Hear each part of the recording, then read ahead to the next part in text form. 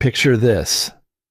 You're 8 months pregnant, sitting at your own dinner table, watching your billionaire husband introduce his 26-year-old mistress to his mother. He wants you to be welcoming. She's discussing renovating your bedroom. And his mother. She's about to deliver the most savage revenge in family history. This isn't just about cheating. This is about a tech mogul who thought he owned everything, including the women in his life. He was dead wrong. What happened next destroyed a $2.8 billion empire and created a new dynasty led by the woman he tried to discard. If you love stories where justice is served ice cold, smash that like button, drop a comment with your reaction, and subscribe, because this tale of ultimate karma will leave you speechless. Let's dive in. The security footage would later show everything. Madison Wells strutting up the marble steps of the Richmond mansion in her crimson designer dress, while 8 months pregnant Sarah Mitchell watched from the bedroom window above, one hand pressed against the glass, the other cradling her swollen belly. This is the night everything changed. But to understand how Sarah went from tech executive to discarded wife to ultimate victor, we need to go back 3 months. The Richmond mansion perched on Malibu's most exclusive cliff, a testament to new money meeting old power. Glass walls offered panoramic views of the Pacific, while the interior screamed Silicon Valley success. David Richmond had built his artificial intelligence empire from a Stanford dorm room, and at 35, the company's recent $2.8 billion public offering had made him one of America's youngest tech billionaires. Sarah had been his chief marketing officer when they met. Brilliant, driven, and undeniably beautiful, she had transformed Richmond Tech's public image from nerdy startup to lifestyle brand. Their wedding 3 years ago graced the covers of Fortune and Vogue simultaneously. But fairy tales have expiration dates. The pregnancy had been planned, celebrated with champagne toasts and nursery designs.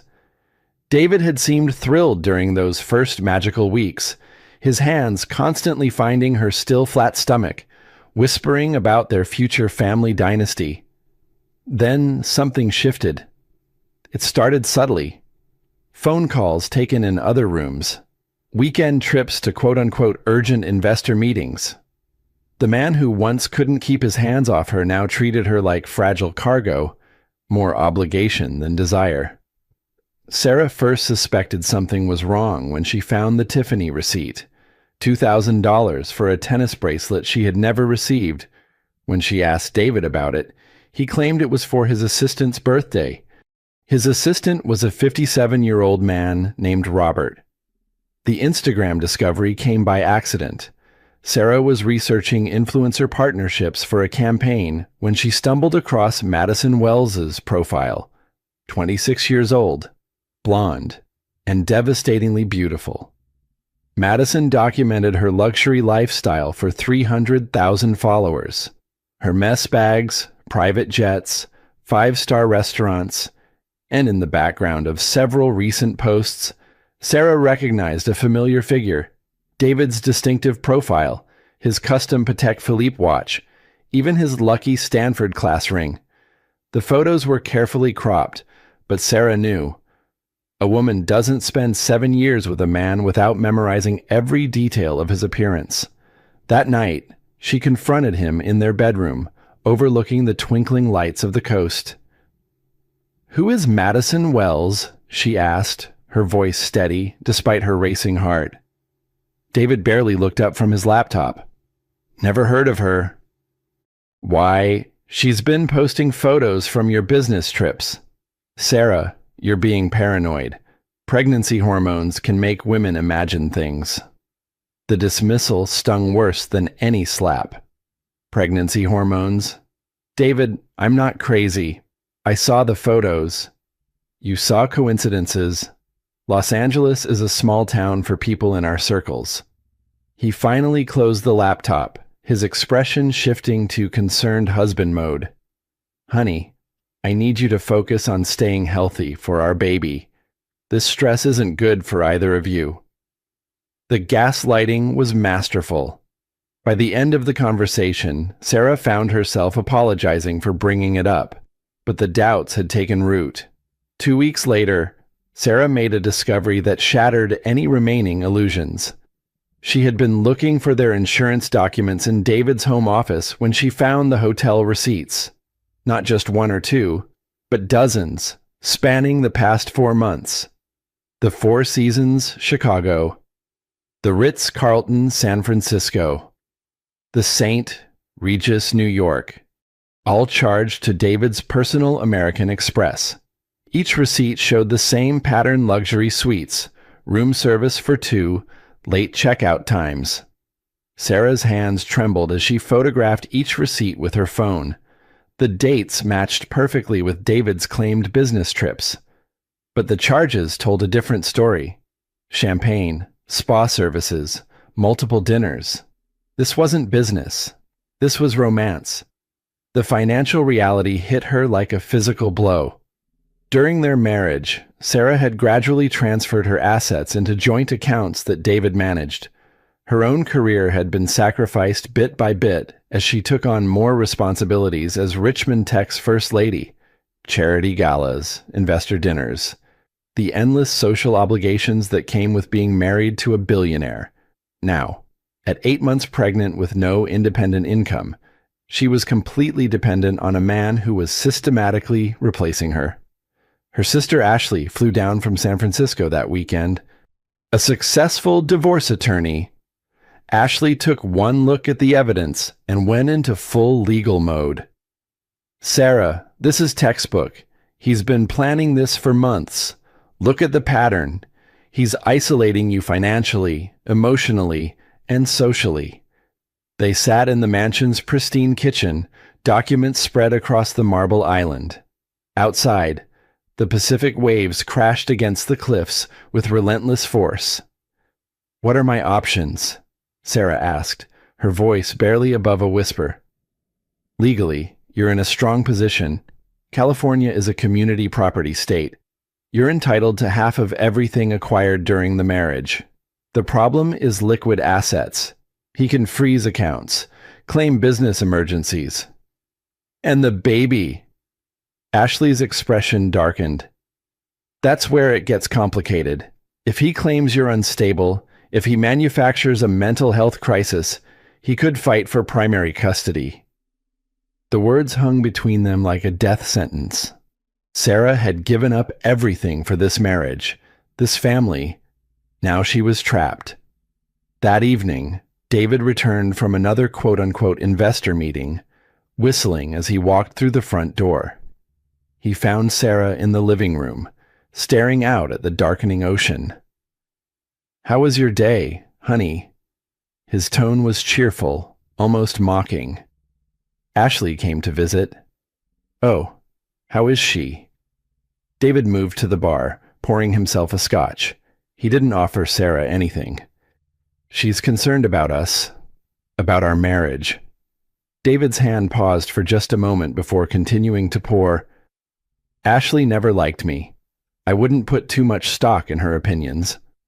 She thinks you're having an affair." This time David did stop. He turned to face Sarah, his expression shifting from casual dismissal to something harder. "And what do you think, Sarah?" The question was a trap, and they both knew it. If she accused him, she was the paranoid pregnant wife. If she backed down, she was admitting defeat. "I think my husband has been lying to me." David walked over and sat beside her on the couch, his movements deliberate and controlled. He placed his hand on her belly, and for a moment, Sarah felt a flicker of hope.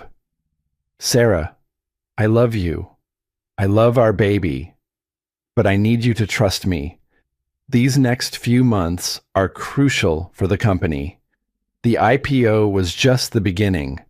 I'm building something that will secure our family's future for generations."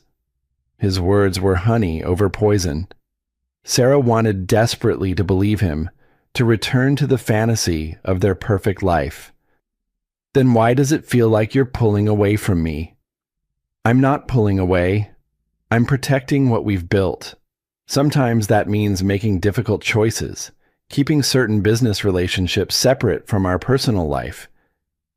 Business relationships. The euphemism was breathtaking in its audacity. David, I need to know. Are you seeing someone else? He looked directly into her eyes, his expression earnest and sincere. Sarah Michelle Richmond, you are the love of my life and the mother of my child. I would never do anything to jeopardize our family. It was a masterful non-answer, technically truthful while completely misleading. And in that moment, Sarah realized her husband wasn't just unfaithful. He was a skilled manipulator who had been playing her for months. The worst part, she still loved him. Jake Torres had been David's best friend since their Stanford days and his business partner for the past 8 years. He had watched David's transformation from idealistic entrepreneur to ruthless executive with growing unease. The affair with Madison Wells had been impossible to miss. David flaunted it during business trips, bringing her to investor meetings and introducing her as a quote-unquote social media consultant. Jake had watched his friend's marriage deteriorate while David seemed oblivious to the destruction he was causing. The breaking point came during a business dinner in San Francisco.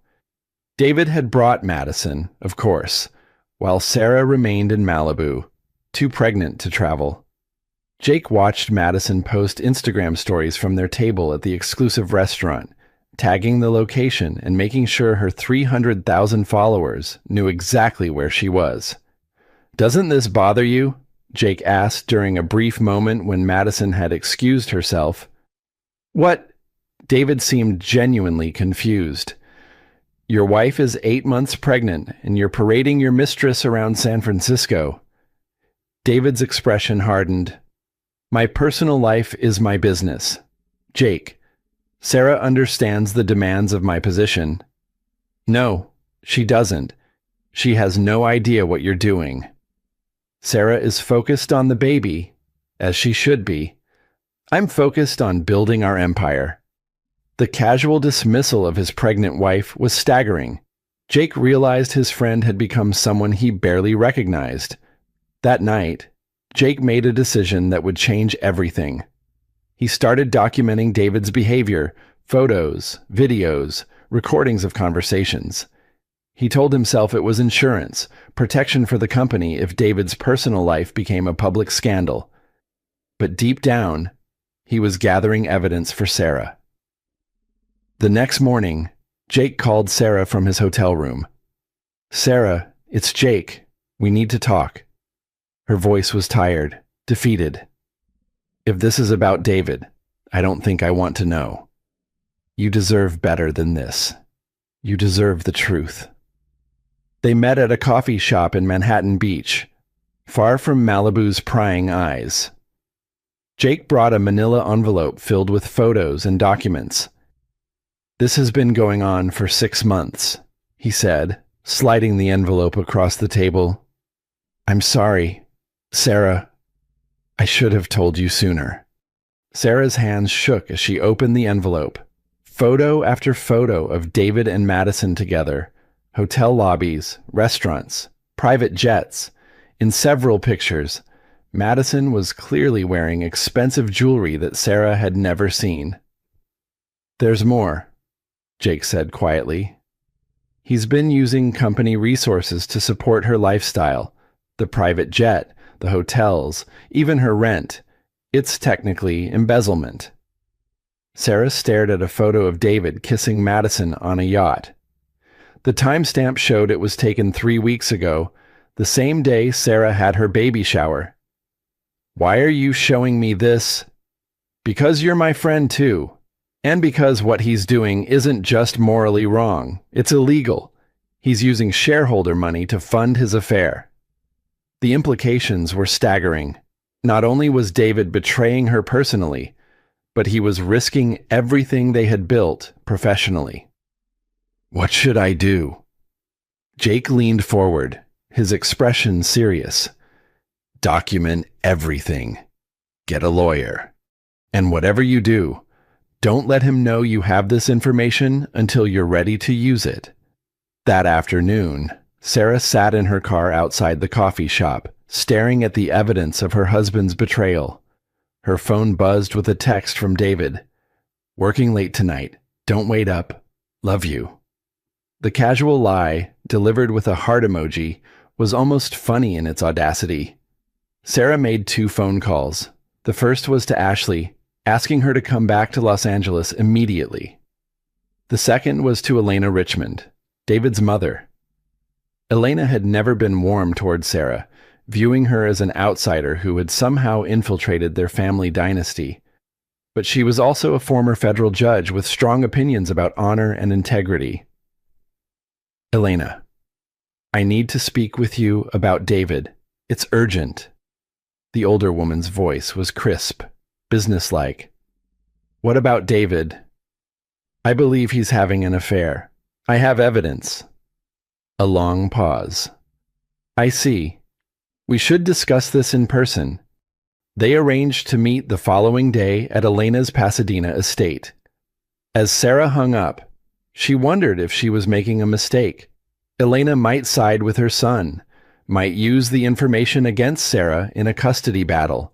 But Sarah was out of options. She needed allies. And Elena Richmond, despite her coldness, was a woman who valued family honor above all else. The war for Sarah's future was about to begin. Elena Richmond's Pasadena estate was Old Money, California, built in 1920 with Spanish colonial architecture and perfectly manicured gardens. Unlike David's flashy Malibu mansion, this house whispered power rather than shouting it. Sarah arrived at exactly 2 o'clock, as requested. Elena met her in the library, a room lined with leather-bound law books and family portraits spanning 4 generations of Richmond men. Sit down, Sarah. Elena's voice carried the authority of 30 years on the federal bench. Show me what you have. Sarah placed Jake's envelope on the mahogany desk between them.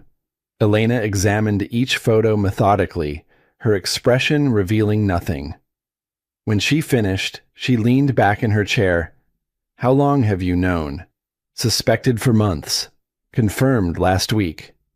And what do you want from me? The question was direct, typical of Elena's no-nonsense approach. Sarah had prepared for this moment, but sitting across from David's formidable mother, she felt like a defendant awaiting sentencing. I want to save my marriage. I want David to end this affair and commit to our family. Elena's smile was thin, almost pitying. My dear, that ship sailed months ago. The question now is what you intend to do about it. I don't understand. David is weak, just like his father was. Richard had affairs too, though he was more discreet about it. I learned to manage his indiscretions for the sake of the family name.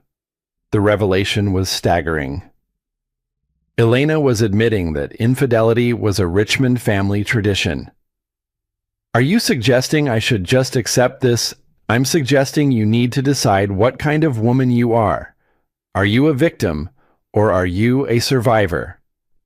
Elena stood and walked to the window overlooking her rose garden. David believes he holds all the power in your marriage because he controls the money.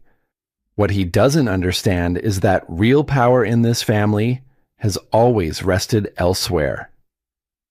What do you mean? Elena turned back to Sarah, her expression calculating. The Richmond family wealth isn't just David's tech company.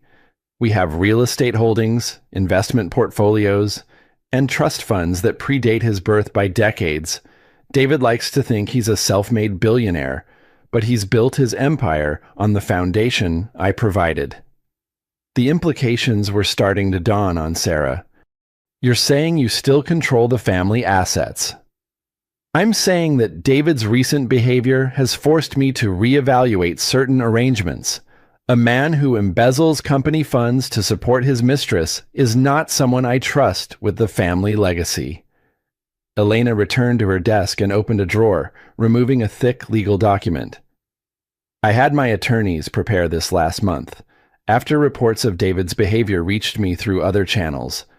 It's a comprehensive review of all family holdings and David's access to them. Sarah stared at the document, afraid to hope. What does it say? It says that David's inheritance and access to family trusts are contingent on maintaining certain standards of behavior, standards he is currently failing to meet.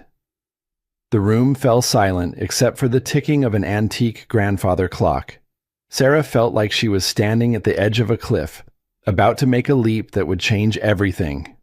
What do you need from me? Elena's smile was sharp as a blade. I need you to be strong. I need you to stand up to him when the time comes. And I need you to trust me, even when it seems like I'm not on your side. Why would you help me? You've never liked me. You're right. I thought you were weak, unsuited for this family. I was wrong. A weak woman would have ignored the evidence, accepted the humiliation, and played the role of grateful victim. You're here, fighting for your child's future.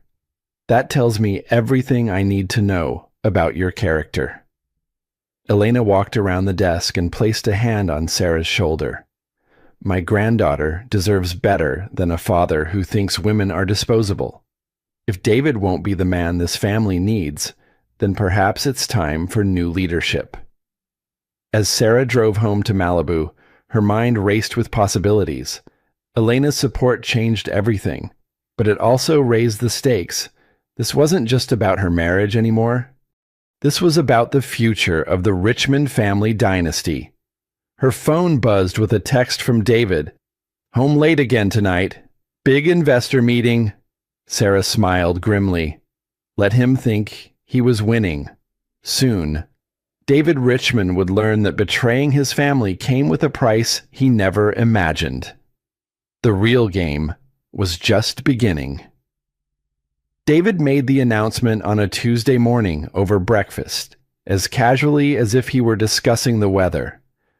I'm having someone over for dinner Sunday night. I want you to meet her. Sarah nearly choked on her orange juice.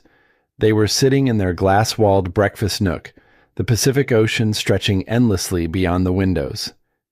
At 8.5 months pregnant, Sarah moved slowly, deliberately, her belly making simple tasks challenging. Someone, she managed to ask. Her name is Madison Wells. She's been consulting on some social media strategy for the company. Very talented, very insightful about modern marketing approaches. The audacity was breathtaking. David was describing his mistress as a business consultant while asking his pregnant wife to play hostess. Sunday dinner. That's usually just family. I know, but Madison has become very important to our business strategy. I think it's time she met the family properly. Sarah set down her glass carefully, her hands trembling with rage and disbelief. By family, you mean me and your mother. Exactly. Mother always joins us for Sunday dinner. It will be perfect. Perfect.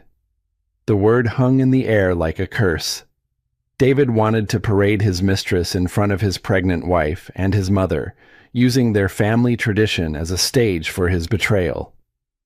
David, I don't think this is appropriate. His expression shifted, the mask of considerate husband slipping to reveal something colder underneath. Sarah, this isn't a request. Madison is coming to dinner. I expect you to be welcoming and gracious. Can you handle that? The threat was implicit but clear. Be a good wife, play your role, or face the consequences. What if I refuse? David leaned back in his chair, studying her with the same expression he used when evaluating a business acquisition.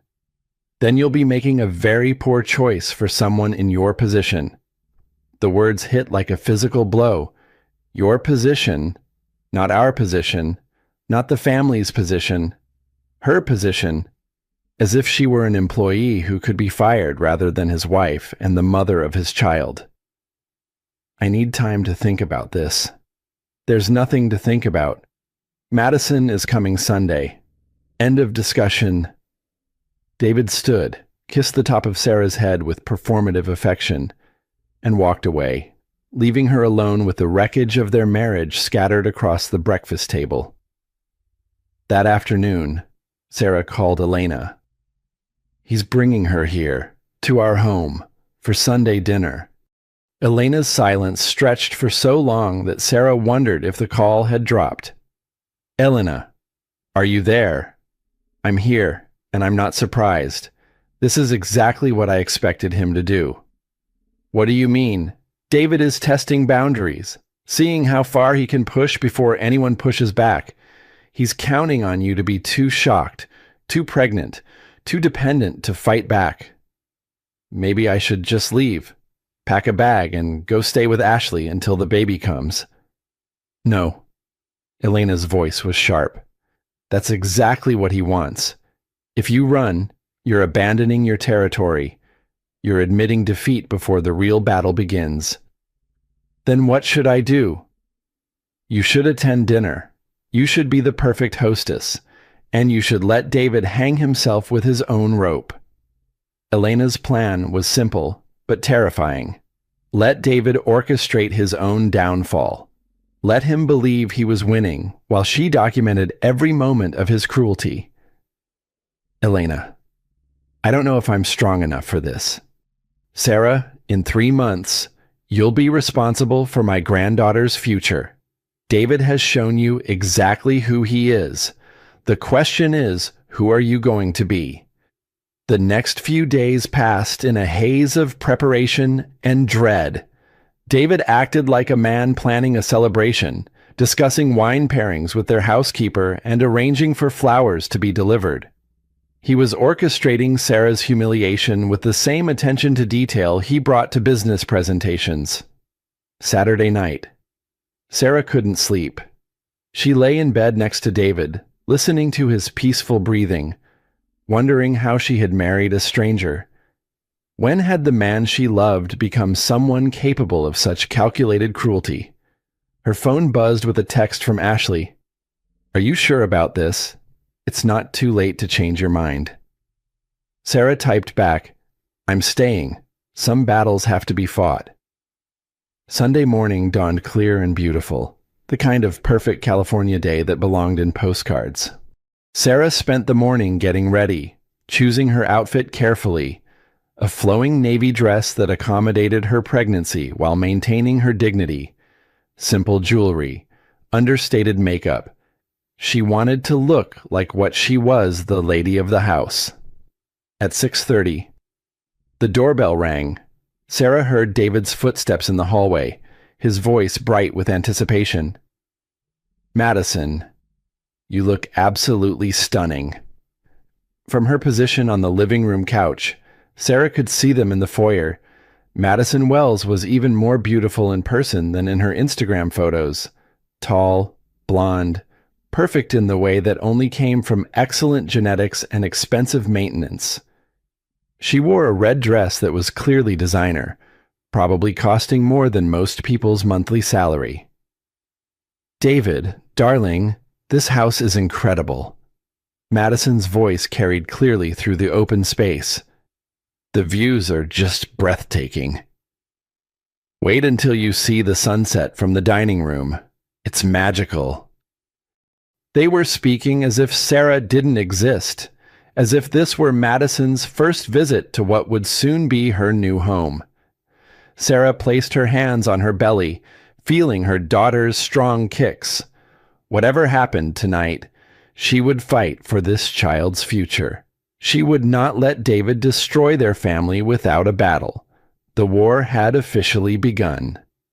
Elena arrived at exactly 7 o'clock, as she had every Sunday for the past 3 years. But tonight, her usual composed demeanor carried an undercurrent of steel that made Sarah's breath catch. Sarah, dear. Elena's kiss on the cheek was warmer than usual. You look lovely. Thank you for coming. I wouldn't miss it. Elena's eyes glittered with something that might have been anticipation. David appeared in the living room with Madison attached to his arm like an expensive accessory. The introductions were surreal in their casual cruelty. "Mother, I'd like you to meet Madison Wells." "Madison, this is my mother, Elena Richmond." Madison extended a perfectly manicured hand, her smile dazzling. "Mrs. Richmond, it's such an honor to meet you. David speaks about you constantly." Elena shook the offered hand briefly, her expression unreadable. "Miss Wells, welcome to our home." The emphasis on "our" was subtle but unmistakable. Sarah felt a flicker of hope. "And of course," David continued, "you know my wife, Sarah." Madison turned to Sarah with a smile that was pure venom wrapped in sugar. "Sarah, finally, we meet properly. David has told me so much about you." Sarah remained seated, her hands folded over her belly. "I wish I could say the same." The barb hit its mark. Madison's smile faltered for just a moment before returning full force. "Well, I'm sure we'll have plenty of time to get to know each other." The implied future together was staggering in its boldness. Madison wasn't just David's mistress. She was his intended replacement wife, already comfortable in Sarah's home and confident in her eventual victory. Dinner was served in the formal dining room, with its floor-to-ceiling windows overlooking the Pacific. The table was set with their finest china, as if this were a celebration rather than an execution. David seated Madison in Sarah's usual chair at his right hand, relegating Sarah to the far end of the table like a distant relative rather than the lady of the house. Elena sat across from Madison, her sharp eyes missing nothing. The first course passed in stilted conversation about the weather and local events.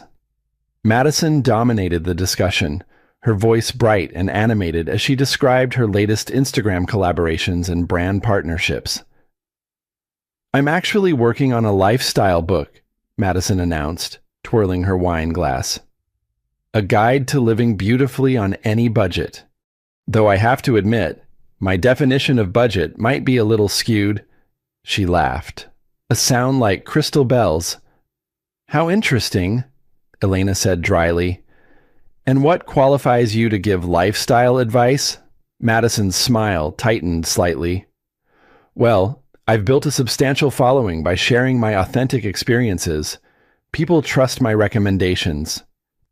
"Authentic," Elena repeated, as if tasting the word. "How refreshing." Sarah recognized the tone.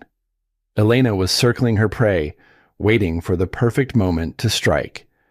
During the main course, Madison made her move. "David, you really should consider updating some of the decor in here. The house has such incredible bones, but it feels a little dated." Sarah's fork clattered against her plate. Madison was discussing renovating Sarah's home while Sarah sat 10 feet away. "I think Madison has excellent taste," David said, his eyes shining with infatuation. "She has such a fresh perspective on design." "Fresh," Sarah said quietly. "That's one word for it." Madison turned to her with false concern.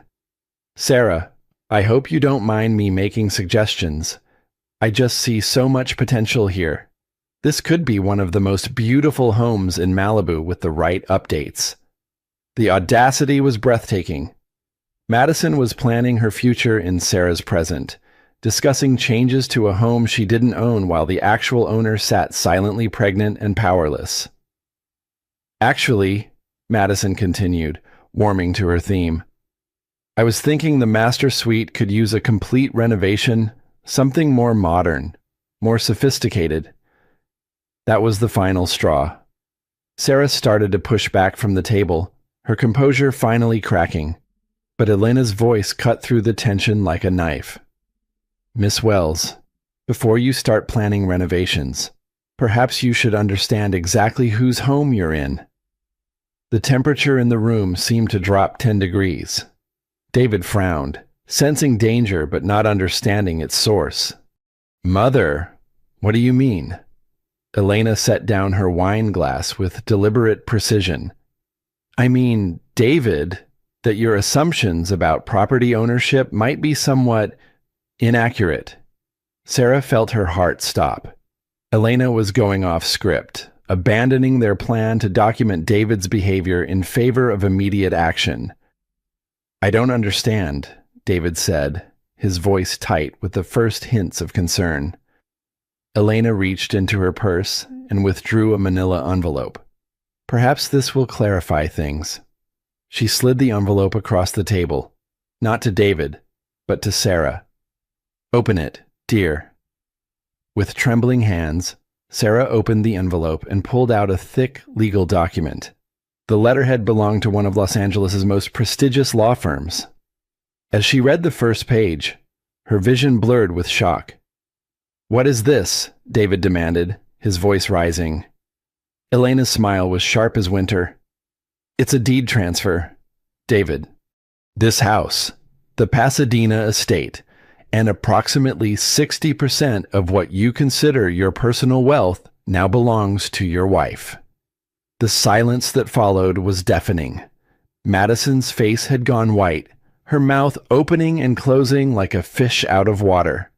David stared at his mother as if she had spoken in a foreign language. That's impossible, he whispered. Is it? Did you really think I would let you destroy 4 generations of Richmond family honor for the sake of your midlife crisis? Elena stood, her presence filling the room. You want to talk about fresh perspectives, Miss Wells? Here's one you've attached yourself to a man who just lost everything. The reckoning had arrived 3 courses early. The sound that escaped David's throat was somewhere between a laugh and a scream. Mother, you can't be serious. This is my house, my company, my life. Elena remained standing, her posture regal and unmovable. Your company, yes, for now. Your house, no longer.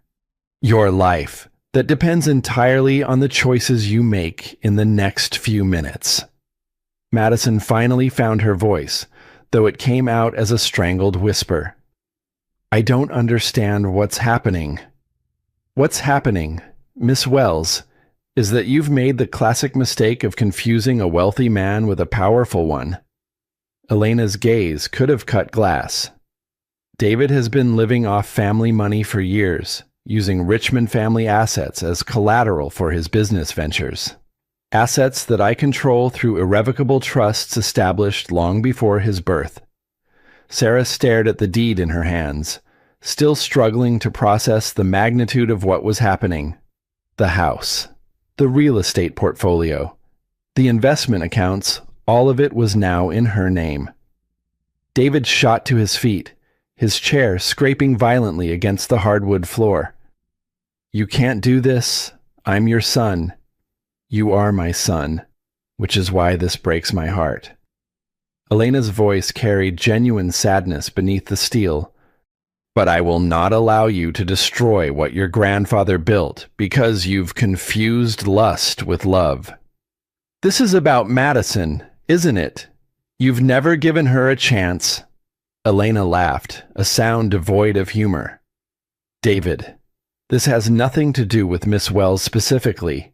This has to do with your character. You brought your pregnant wife to dinner with your mistress. You planned to humiliate the mother of your child in her own home. What kind of man does that? Madison was crying now, her perfect makeup running in black streams down her cheeks. David, tell them this is all a mistake. Tell them about our plans. Plans. Sarah spoke for the first time since Elena's revelation, her voice deadly quiet.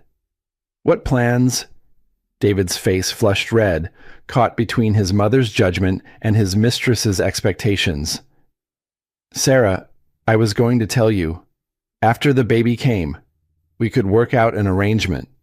An arrangement! Sarah repeated the words as if they tasted bitter. Like a business deal. It would have been better for everyone. Clean, civilized. You could keep the baby. I'd make sure you were comfortable financially. The casual cruelty of reducing their marriage and child to a financial transaction was staggering. Sarah felt something break inside her chest, but it wasn't her heart. It was the last chain binding her to the man she had once loved. "Comfortable," she said, standing slowly. Her hand braced against the table. "You were going to make me comfortable while you played house with your Instagram princess." Madison flinched at the description, but Sarah wasn't finished. "Did you discuss custody arrangements too? Visitation schedules? Or was I supposed to be grateful for whatever scraps of my own daughter's life you decided to throw me?" "Sarah, please, you're being emotional." "Emotional!" Sarah's voice rose, months of suppressed rage finally finding an outlet. "My husband is planning to divorce me for a woman young enough to be his intern, and I'm being emotional." She turned to Madison, who was still crying into her napkin. "And you? Did you really think this was going to end well? Did you imagine he'd be faithful to you when he was willing to betray the mother of his child?" Madison's sobs grew louder, but Sarah felt no sympathy. This woman had knowingly destroyed a family, participated in the systematic humiliation of a pregnant woman, and now she was crying because her gold-digging scheme had backfired. Elena walked around the table and placed a gentle hand on Sarah's shoulder. "Sit down, dear. You shouldn't be standing so long in your condition." As Sarah sank back into her chair, Elena addressed David with the tone she might use for a disappointing court case. "You have a choice to make, David. You can accept this new reality with grace, commit to therapy, and try to rebuild some semblance of honor. Or you can fight this legally and lose everything, including your relationship with your daughter and any remaining respect from this family."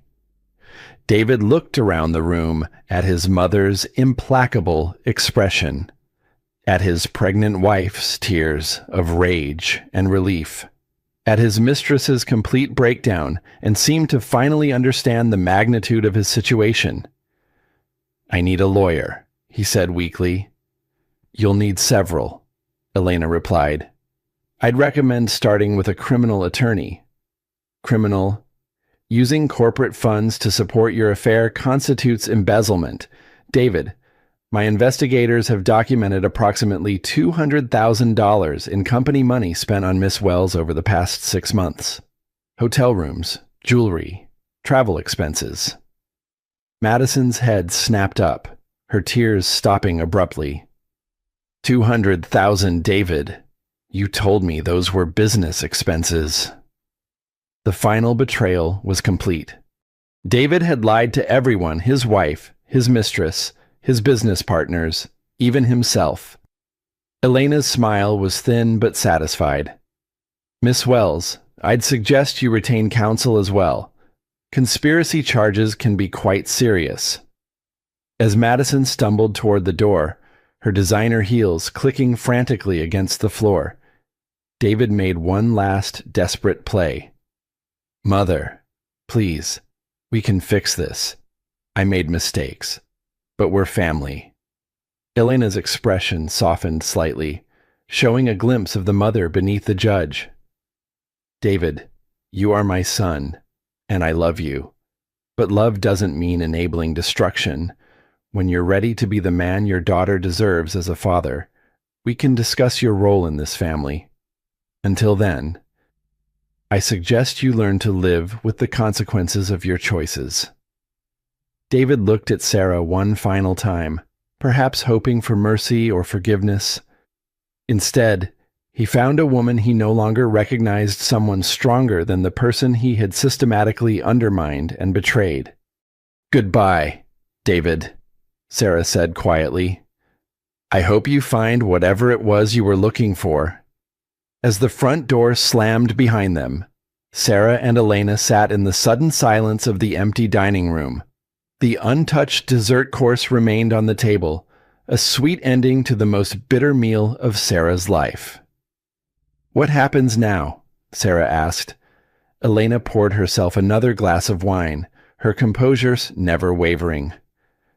"Now, my dear, you learn to be free." The next 72 hours passed in a blur of legal meetings, phone calls, and the strange sensation of walking through someone else's life. Sarah moved through the mansion that was now legally hers, touching familiar objects that suddenly felt foreign: the baccarat crystal David had bought for their anniversary, the original Picasso sketch his father had left him, the Italian leather furniture chosen during their honeymoon in Tuscany. Everything was the same, yet everything had changed.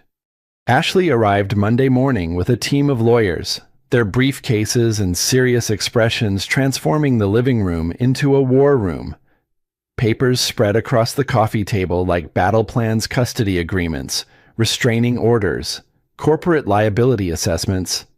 "Sarah, you need to understand the scope of what Elena has done," Ashley said, reviewing the deed transfer documents. "This isn't just about the house. You now control approximately $40 million in real estate and investment assets." The number was meaningless to Sarah. She had gone from wealthy to wealthy with better lawyers. But what mattered was the power dynamic. David could no longer threaten her with financial abandonment. What about his company? Richmond Tech remains his, but Elena's move was strategic. The family trust provided the initial capital and ongoing credit lines. Without that backing, David's company becomes significantly more vulnerable. Jake Torres arrived that afternoon, his expression grim as he delivered news from the corporate side.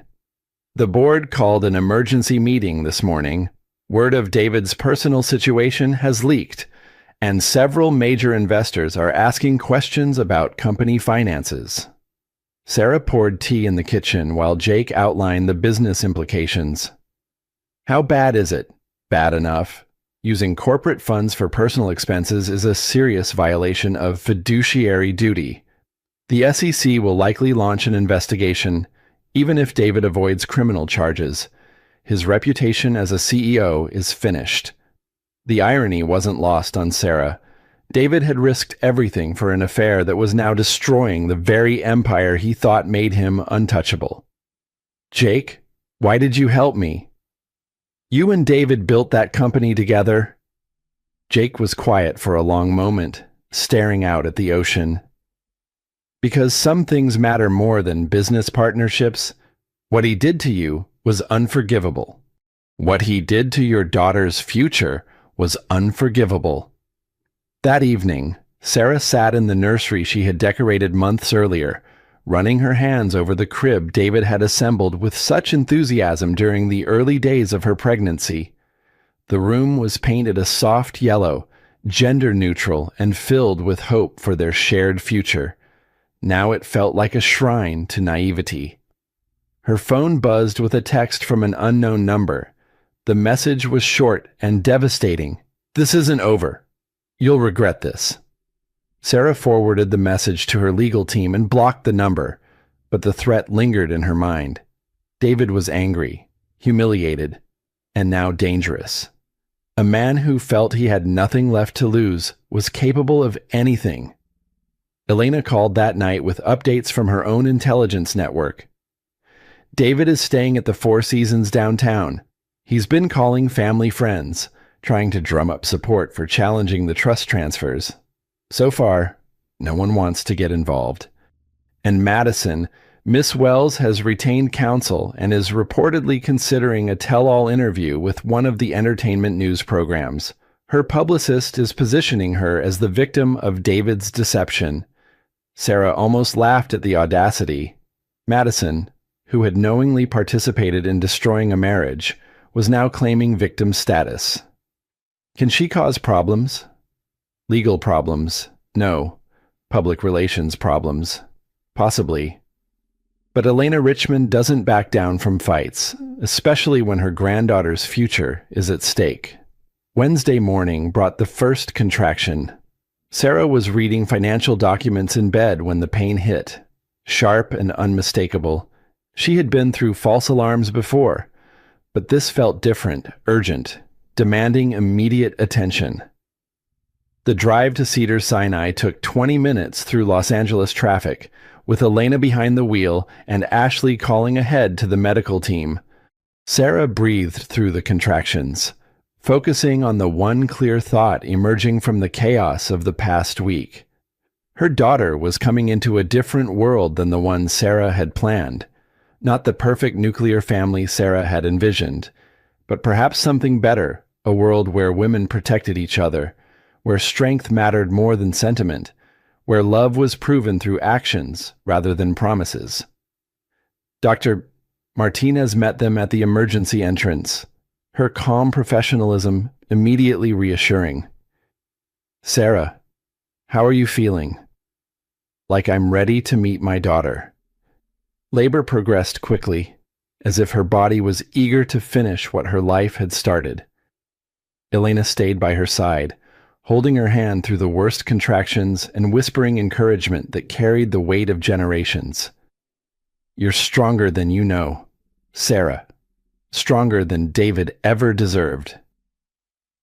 8 hours later, Elena Rose Richmond entered the world at 6 pounds, 12 ounces, perfect fingers, perfect toes, and her father's dark hair paired with her mother's determined chin. As the nurse placed Elena in Sarah's arms, the magnitude of the past week crystallized into perfect clarity. This child would never wonder if she was wanted. She would never question her worth or accept treatment that diminished her dignity. She would grow up knowing that sometimes the greatest act of love is refusing to accept the unacceptable. "Hello, Elena," Sarah whispered, tears streaming down her face.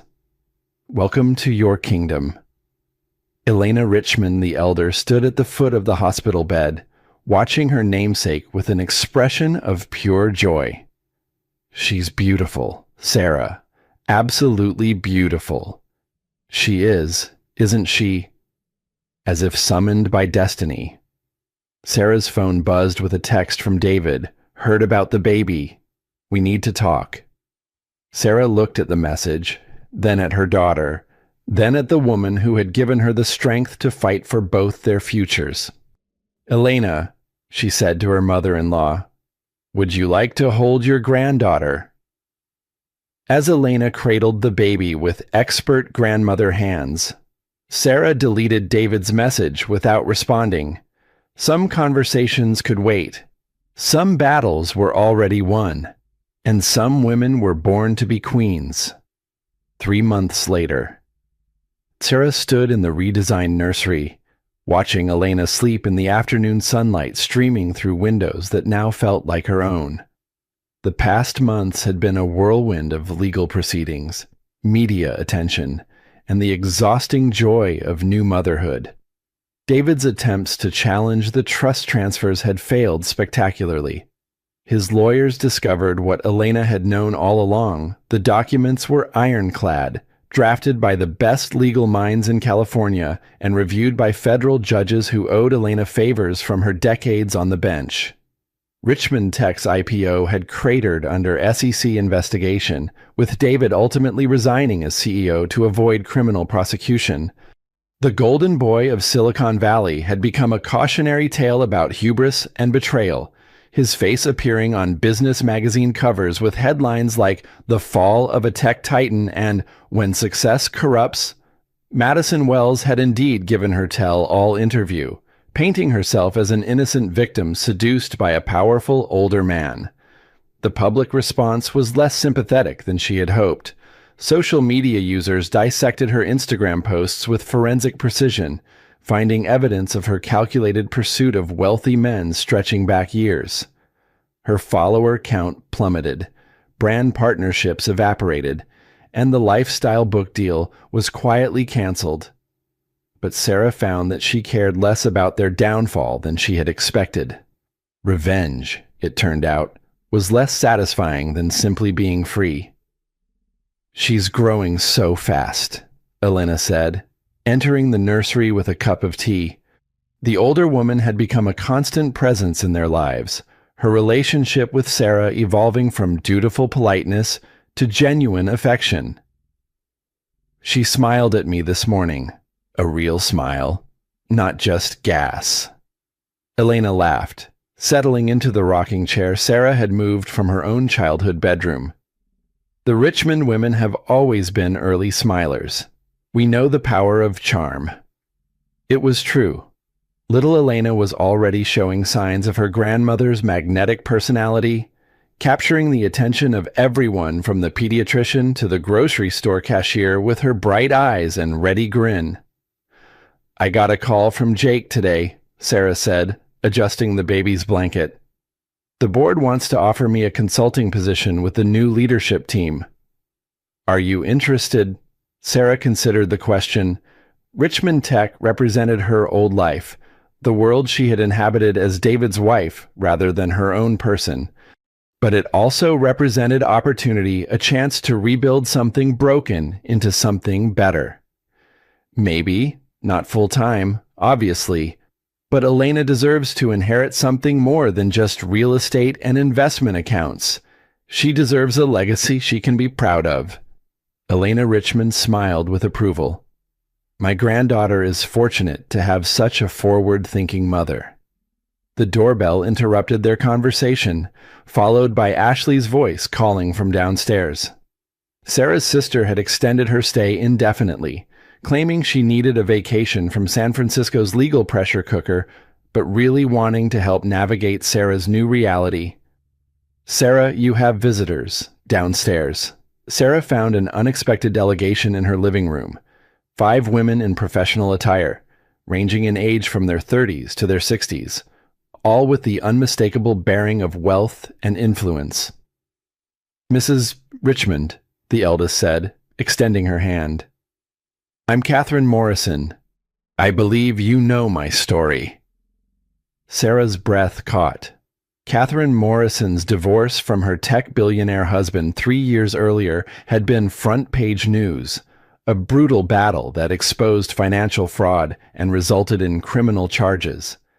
Catherine had emerged victorious but scarred, becoming an advocate for women facing similar situations. "These are my colleagues," Catherine continued, gesturing to the other women. "We represent something of an informal network. Women who have faced what you've faced, who understand the unique challenges of divorcing powerful men." Ashley appeared with coffee service, clearly having coordinated this meeting without Sarah's knowledge. "We're not here to recruit you for anything," another woman said. Her name was Jennifer Santos, and Sarah recognized her from business magazines as the CEO of a major pharmaceutical company.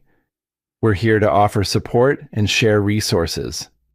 Over the next hour, Sarah listened to stories that felt like variations of her own. Wealthy, powerful men who used financial control as a weapon, women who had been underestimated, dismissed, and ultimately victorious through intelligence and determination. "The most important thing we learned," Catherine said, "is that surviving is just the beginning. The real victory is what you build afterward." As the women shared contact information and promised ongoing support, Sarah felt something she hadn't experienced in months: excitement about the future. That evening, as she fed Elena her bedtime bottle, Sarah's phone rang. David's name appeared on the caller ID for the first time since the hospital. After a moment's hesitation, she answered. "Hello, David." "Sarah." His voice was different, smaller, stripped of its former arrogance. "How is she? How is Elena?" "She's perfect, growing stronger every day." "Can I see her? I know I have no right to ask, but she's my daughter too." Sarah looked down at Elena's trusting face, her tiny hand wrapped around Sarah's finger with surprising strength.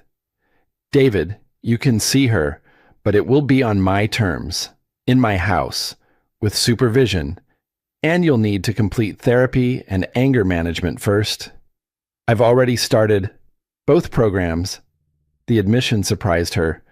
Perhaps losing everything had finally motivated real change. "We'll see. Call my attorney next week to arrange supervised visitation." "Sarah, I want you to know I'm sorry for everything." I destroyed the best thing in my life because I thought I deserved more than I had. You're right. You did destroy the best thing in your life. But David, I wasn't your best thing. She is. Sarah looked down at their daughter, and she deserves better from both of us. After hanging up, Sarah carried Elena to the window overlooking the Pacific. The sun was setting, painting the sky in shades of gold and pink that no Instagram filter could improve. What do you think, little one? Should we give Daddy a chance to earn his way back into our lives? Elena gurgled and smiled, her tiny face radiating the kind of pure joy that comes from being completely loved and completely safe. Sarah smiled back. Whatever challenges lay ahead, whatever battles still needed fighting, she was ready. The scared, dependent woman who had once begged for scraps of her husband's attention was gone, replaced by someone stronger, wiser, and absolutely uncompromising when it came to protecting the future. The Richmond women, it seemed, were just getting started. 1 year later, Sarah stood before the floor-to-ceiling windows of her Malibu mansion, holding Elena as they watched the sunset paint the Pacific in brilliant shades of gold and crimson. The house felt different now, not like a museum she was allowed to inhabit, but like a home she had claimed and transformed through her own choices. The nursery had been redesigned with Elena's input, her grandmother insisting that even babies had opinions about their environment. The formal dining room where David had orchestrated his spectacular downfall had been converted into a bright playroom filled with books, toys, and the laughter of frequent visitors. Ashley had moved to Los Angeles permanently, opening a family law practice that specialized in representing women in high-asset divorces. Her client base grew through word of mouth as Catherine Morrison's network proved both loyal and generous with referrals. "She's getting heavy," Elena Richmond observed, joining Sarah at the window. At 63, she moved with the same decisive energy that had defined her judicial career, but her expression had softened considerably since becoming a grandmother. "She's perfect," Sarah replied, adjusting Elena's weight against her hip. At 14 months, their daughter was walking, talking in simple sentences, and displaying an alarming aptitude for charming everyone she met. Just like her mother. The relationship between Sarah and her mother-in-law had evolved into something neither had expected: genuine friendship built on mutual respect and shared purpose. Elena had proven to be a wise mentor, teaching Sarah not just how to manage wealth, but how to wield it responsibly. "The foundation meeting went well today," Elena said, settling into her favorite chair near the window. "The board approved your proposal for the scholarship program." Sarah smiled with satisfaction. The Elena Rose Richmond Foundation for Educational Excellence would provide full college scholarships for first-generation students pursuing degrees in business and technology. It was a way of ensuring that opportunity wasn't limited to those born into privilege. Any word from David's lawyers about the custody modification? His supervised visitation will continue for another 6 months. The therapist's report was mixed progress in some areas, concerning patterns in others. David's journey toward redemption had been slower and more complicated than anyone had hoped. Losing his empire had been devastating to his sense of identity, but it had also forced him to confront the narcissistic tendencies that had destroyed his marriage. Some days he seemed genuinely committed to change. Other days, Sarah glimpsed the old arrogance lurking beneath his reformed exterior. "Mama, book," Elena announced, pointing toward her favorite reading corner with the imperious tone of someone accustomed to having her requests fulfilled immediately. "Reading time it is," Sarah said, settling into the oversized chair they had designated as the story throne. As Elena climbed onto her lap, Sarah reflected on how dramatically their lives had changed. The scared, dependent woman who had once tolerated emotional abuse rather than risk financial uncertainty was gone. replaced by someone who had learned to trust her own judgment and fight for what mattered. The doorbell chimed, its sound no longer triggering anxiety as it had during the dark months of David's betrayal. Now it usually announced friends, colleagues, or deliveries for Elena's rapidly expanding wardrobe. Ashley's voice carried from the entryway. Sarah Jake's here for the meeting. Jake Torres had become a regular presence in their lives, his friendship with Sarah deepening after his role in exposing David's misconduct.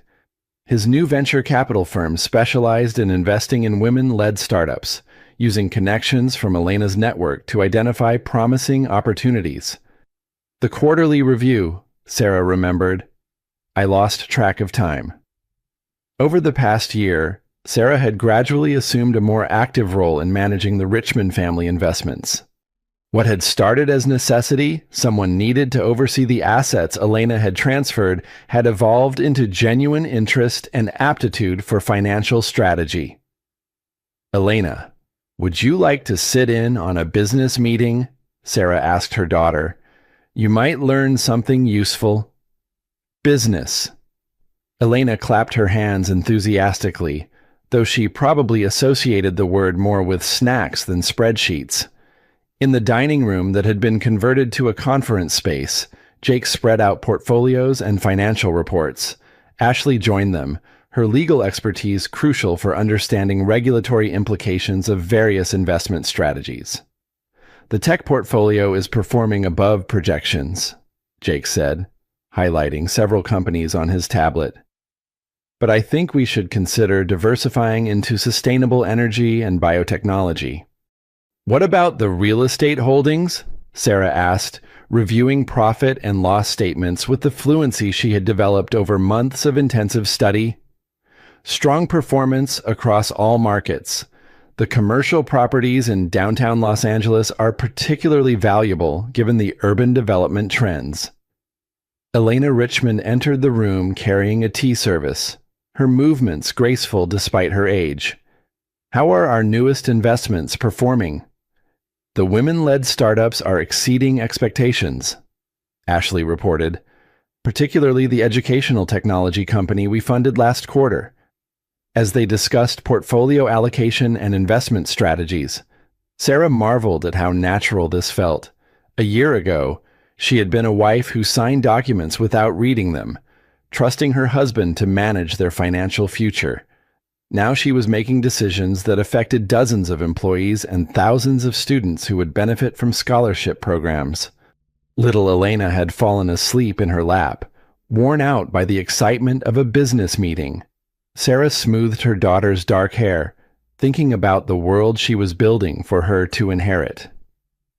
I have a proposal, Sarah said, setting down her coffee cup. I want to establish a venture capital fund specifically focused on supporting women leaving abusive relationships, not just financial support, but business mentorship, legal resources, career development. The room fell silent as the others absorbed the scope of what she was suggesting. Sarah, that's ambitious, Jake said carefully. The legal complexity alone would be enormous. So was divorcing a billionaire, Sarah replied, but we managed that successfully. Elena Richmond's smile was proud and sharp. What kind of initial funding are you considering? $50 million to start. We can grow it as we prove the concept. Ashley whistled softly. You're talking about creating an entire support ecosystem. Exactly. Catherine Morrison's network has shown me how many brilliant women are trapped in situations similar to what I faced. They have ideas, talents, and determination, but they lack resources and connections. Elena Richmond leaned forward, her expression intrigued. What would you call this fund? Sarah looked down at her sleeping daughter, thinking about the courage required to build something from nothing, to transform pain into purpose. The Phoenix Fund, because sometimes the most beautiful things rise from ashes. Jake began taking notes, already calculating operational requirements and regulatory frameworks. Ashley was mentally drafting legal structures. Elena Richmond was nodding with the satisfaction of someone whose mentorship had produced exactly the result she had hoped for. As the meeting continued and plans took shape, Sarah felt the same sense of purpose that had sustained her through the darkest months of her marriage's collapse. She was no longer just surviving David's betrayal, she was transforming it into something that would help other women not just survive, but thrive. The Pacific sunset painted the room in shades of gold and promise as four friends planned a revolution, while the next generation of Richmond women slept peacefully in her mother's arms, dreaming of a world where strength was inherited and courage was cultivated. Sometimes the greatest revenge was simply refusing to let betrayal define your future. Sometimes the best victory was building something so beautiful that your enemies became irrelevant. And sometimes, a woman scorned became a woman empowered, creating legacy that would outlast any man's empire. The crown, it turned out, had been Sarah's all along. She had just needed to learn she was worthy of wearing it.